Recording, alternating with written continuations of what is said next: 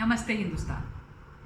आज मैं जब अपने बच्चे सुशांत सिंह राजपूत के बारे में आप सब के साथ बात करने के लिए बैठी हूँ तो दिल में एक भावुक भी हूँ दिल में, और बहुत ज़्यादा खुश हूँ क्योंकि आज कहते हैं ना कि डबल विक्ट्री वाला दिन है, दोहरी खुशी वाला दिन है। आज वो दिन है जब सत्य पर असत्य की विजय के प्रतीक, धर्म की अधर्म पर विजय के प्रतीक, मर्यादा पुरुषोत्तम भगवान श्री राम का दूसरा वनवास खत्म होकर के वो अपने घर गए, और आज ही के दिन आदरणीय सुप्रीम कोर्ट में केंद्र की सरकार ने ये निवेदन रखा है कि ये केस सीबीआई को देकर के उसकी जांच होनी चाहिए।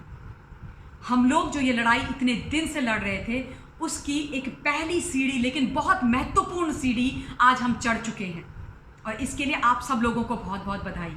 आज सुबह से मुझे बहुत मैसेजेस आ रहे हैं और आप सब लोग मुझे बहुत धन्यवाद बोल रहे हैं। सिर्फ मुझे धन्यवाद मत बोलिए, आप लोग मुझे बहुत भावुक कर देते हो कई बार।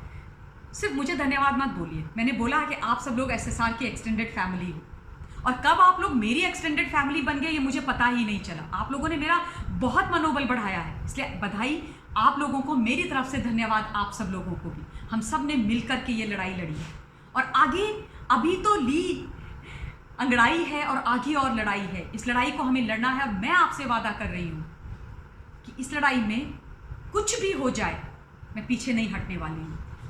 मुझे याद है वो दिन जब हज़ारों मैसेजेस आ गए थे सोशल मीडिया पर, और आप सब लोगों ने मुझे ये बोला कि ममता मैम जब आप बोलते हो एसएसआर के बारे में तो ऐसा लगता है कि एक माँ जो है अपने बच्चे के लिए न्याय मांग रही है, और एक माँ अपने बच्चे के लिए बात कर रही है। बहुत भावुक करने वाले वो मैसेजेस थे, क्योंकि बहुत सारे मैसेज थे, एक दो नहीं हज़ारों की संख्या में थे। मुझे डीएम करके आते थे कि मैम जब आप बोलते हो हमारा बच्चा, तो ऐसे लगता है कि एक माता बात कर रही है। मैं एसएसआर को बार बार मैं आपसे बोलती हूँ कि मैं उसको जानती नहीं थी, लेकिन कब उस बच्चे से इतना जुड़ाव हो गया पता ही नहीं चला। और अब ऐसे लगने लगा है कि ये न्याय की लड़ाई एसएसआर की नहीं है, बल्कि हमारी लड़ाई है, मेरी लड़ाई है। और आज जब इतना बड़ा फैसला हमारे हक में आया है तो ये दीपोत्सव का दिन है, असल में सेलिब्रेशन का दिन है। लेकिन हाँ, सेलिब्रेशन के साथ साथ हमें बहुत बहुत सजग फिट रहना है। एक दूसरे का जैसे हम हाथ पकड़ के चल रहे हैं वैसे चलना है। ईडी ने समन भेज दिया है रिया चक्रवर्ती को। ये बहुत बड़ी न्यूज़ है, अभी लेटेस्ट डेवलपमेंट है, थोड़ी देर पहले की, आधे घंटे पहले की, जब मैं रिपब्लिक टीवी में डिबेट कर रही थी अभी, तब ये ब्रेकिंग रिपब्लिक भारत में ही अर्नब जी ने दी थी कि ईडी ने समन भेज दिया है रिया को। रिया चक्रवर्ती को पहला समन है, संदीप सिंह को समन जाना चाहिए। ये मैं डे 1 से बात कर रही हूँ, और मैं ये बोल रही हूँ कि संदीप सिंह जो है वो व्यक्ति वो है कि हाथी के दांत खाने के और दिखाने के और। ये जिस तरीके का भोला चेहरा लेकर के आ रहा है समाज के सामने, ये ऐसा है नहीं। इसको सारी चीज़ें पता है।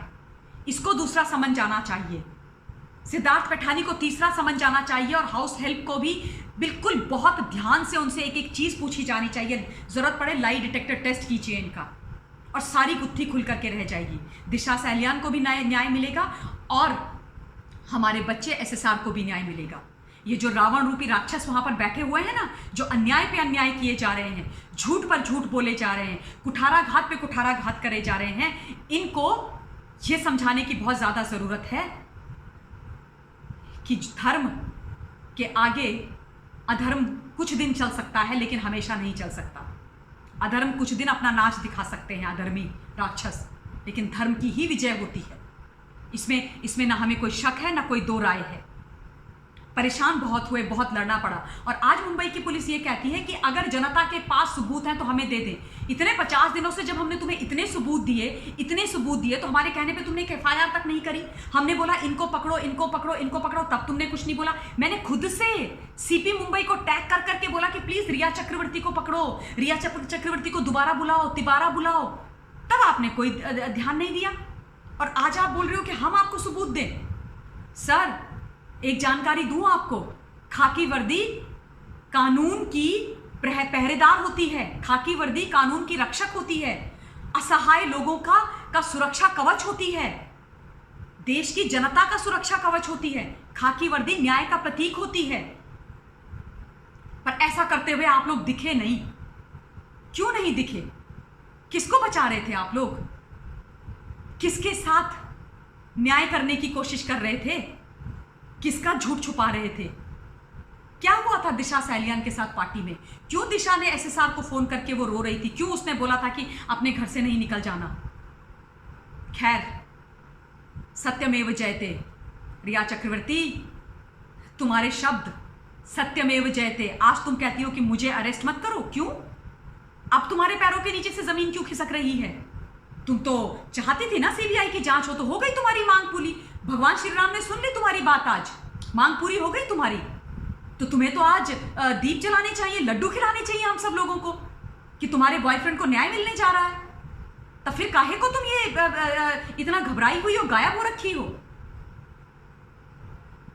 क्योंकि तुम वो लोग हो जिन्होंने ये सारा तांडव रचा। वो बच्चा जो इतना सच्चा, इतना अच्छा, इतना सीधा, इतना साधारण था कि तुम सब पर विश्वास कर गया। संदीप सिंह को वो चीजें बताता रहा, सारी चीजें बताता रहा, और संदीप सिंह इतना बड़ा विभीषण निकला कि घर का भेदी लंका ढाए, और वो सारी सूचनाएं उन लोगों को देता रहा जो लोग उसकी जान के दुश्मन थे। मैं निवेदन करती हूं कि इनको भी तुरंत समन भेज के इनको भी आप पकड़िए और इनसे पूछिए आप। और आज हम सब लोगों को एक और प्रतिज्ञा लेनी है कि इसी तरीके से ये लड़ाई तब तक लड़नी है जब तक एक व्यक्ति जो गुनहगार है, एक व्यक्ति, उसको सजा न मिल जाए।